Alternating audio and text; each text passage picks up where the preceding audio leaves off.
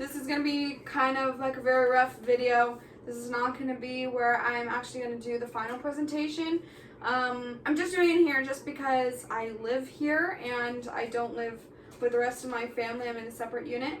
So I'm just going to do it in here, get some practice in, and then the final will be actually with the rest of my family. Just an FYI. Alright. A man has just collapsed on the floor. He has no pulse and is not breathing. Would you and the people around you be prepared to deal with this situation? That's where the importance of CPR comes in. CPR should be mandatory in school in order to deal with future life-saving events. Imagine yourself sitting next to a friend or family member when suddenly they collapse or are choking on food. I know you would want to do anything you can to help them. I have been CPR certified since I was a senior in high school, and I just renewed my certification last April. I know firsthand the importance of knowing these skills. So today I'm going to talk about, what is CPR, why is it needed? I'm going to also talk about adding CPR to your students' curriculum and the benefits of having CPR become mandatory in school. First things first, what is CPR and why is it needed? Let me go over the 5 steps in the chain of survival. First is recognizing cardiac arrest, having one person call 911 while the other grabs an AED.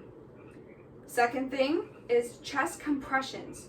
Third thing, rapid defibrillation. Fourth thing is basic and advanced emergency medical services. Fifth thing is advanced life support and post-cardiac care. The last 2 steps are done by professional medical services, so that's not what you'll be able to do. It's more aftercare, what's going on after they, go to the hospital and get that care. So CPR stands for cardiopulmonary resuscitation. This is the act of giving chest compressions to restore oxygenated blood back to the vital organs.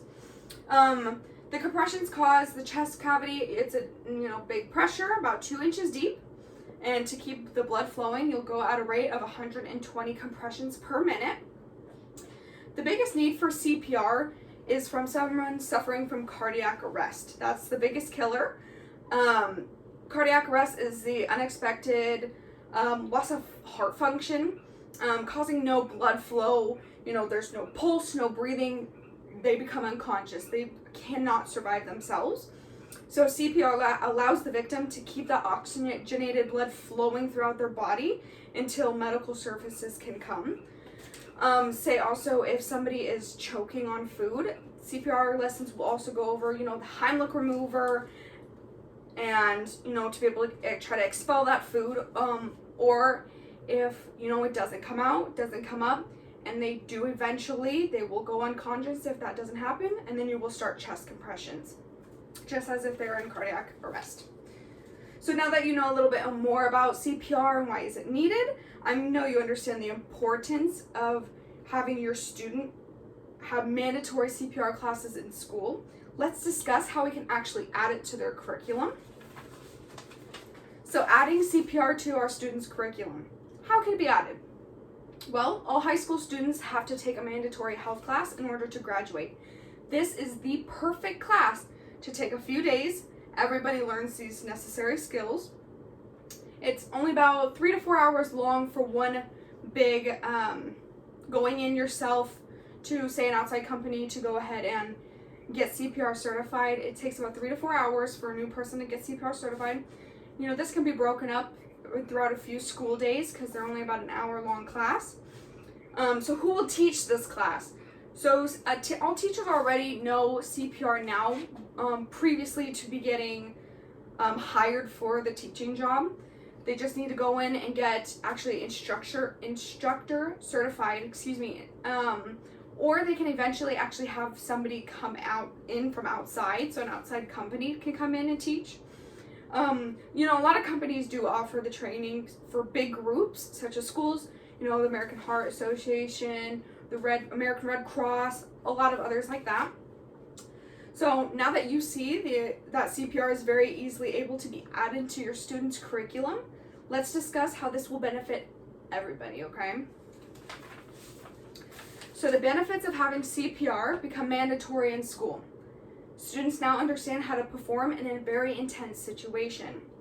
They're able to stay calm and be knowledgeable about what is happening instead of standing on the sidelines and kind of freaking out, panicking, like why are they unconscious, everything like that. They'll be like, okay, this person probably is suffering from a few different things, so they'll be able to understand and read the situation a lot better. They are more dependent and confident with these new skills. I know for me personally, once I've learned everything, I was like, I feel confident, if somebody goes down, I feel like I will really be able to help them, which is a very important key lesson in life that I feel. And another benefit, it can possibly save your life. Roughly 475,000 people die annually from cardiac arrest. But now that you've made the right choice in making CPR mandatory in school, we can decrease those numbers annually. All right, so in conclusion, I've talked about knowing what is CPR, why is it needed, adding CPR to our students' curriculum, and also the benefits of having CPR. Now that you know that you want CPR classes to become mandatory at school, many people now perform a very life-saving incident. So if you agree, let's go ahead and sign my petition. It will go directly to Governor Gavin Newsom, and we will make sure to make those changes in school. I know you would want to do the best for you and your family, and with that, I know your future generations will thank you for making mandatory CPR classes in school.